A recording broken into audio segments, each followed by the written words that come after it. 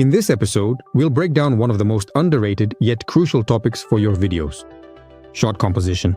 The rule of thirds, leading lines, shot selection, and cutaways, all of this directly affects whether your video will look amateurish or truly cinematic. And most importantly, I'll show you how to set all this up in the free version of DaVinci so you can immediately apply these techniques to your own projects. Watch until the end to find out where you can learn to color grade 8-bit videos just like this. I'm Andrei Palamarchuk. Let's begin. The rule of thirds is one of the simplest ways to make a shot visually pleasing. You imagine your frame divided into 9 equal parts, 2 vertical and 2 horizontal lines. The intersection points are power points, the lines are leading lines. If you place an object on one of these points, the shot is immediately perceived as professional. The horizon line should be placed along the top or bottom line, never in the middle. To enable this grid, I go to Effects, create an adjustment clip and drag the grid effect onto it. In the inspector settings, I only change the first 2 values. I set the first one to 3 and the second one to 3 as well. Once the composition is set, the grid can be disabled or deleted. The next technique that makes a shot more expressive is using leading lines. And these can be absolutely any lines that lead the viewer's eye and focus their attention on a specific area of the screen or on a character. A road, walls, railings, light, all these lines when used correctly create depth and add a cinematic quality to the shot. I recommend starting with the horizon line. If the horizon is crooked, it needs to be fixed. You can do this in the inspector by moving the rotation slider. The next technique, I would even say it's a rule, is editing by shot size. There are quite a few different standard options. I'll briefly talk about the 6 most well-known ones, in my opinion. In fact, in most cases I only use 3 of them. So, the 6 most basic shots are extreme long shot, medium close-up, and extreme close-up. The main functions of changing shot sizes are to create better and more comfortable transitions for the viewer, or in other words, cuts to convey a mood, or to focus the viewer's attention on specific details in the frame. It's believed that for a comfortable viewing experience, it's best to cut by skipping one shot size.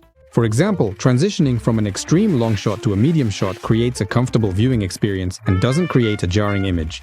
And the same principle applies to the other shots: long shot to medium close-up, medium to close-up, medium close-up to extreme close-up, and also in reverse order. Also, when changing shots, the camera angle is changed for a more cinematic feel. Usually it's 30 to 45 degrees. As you've probably noticed, I'm breaking this rule. I'll show you why that is a little later.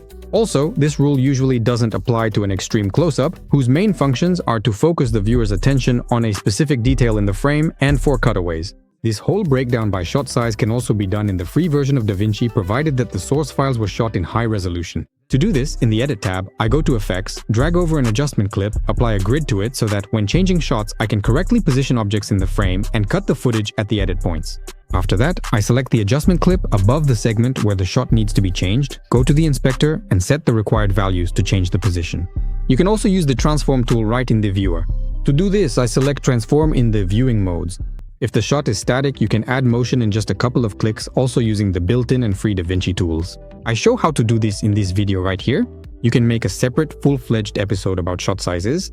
And if you're interested in this topic, write in the comments, "I want a video about shot sizes." And I will definitely make a separate episode on this topic. Now, as I promised, I'll show you why I don't change the camera angle when changing shots in my videos. And that's because the entire environment around me is also an edit. And in reality, it looks like this. In the next episode, I'll show you how to neatly cut out the background in the free version of DaVinci and insert an artificial one so that it looks as natural as possible. And, composition is only half of the cinematic quality. A huge part of the expressiveness appears later, during color correction. And if you want to delve deeper into it, on my Boosty there's a separate, detailed episode on primary color correction in DaVinci Resolve. There I go over the tools of the color page in detail, explain how to use them, and show how to create that famous teal and orange look.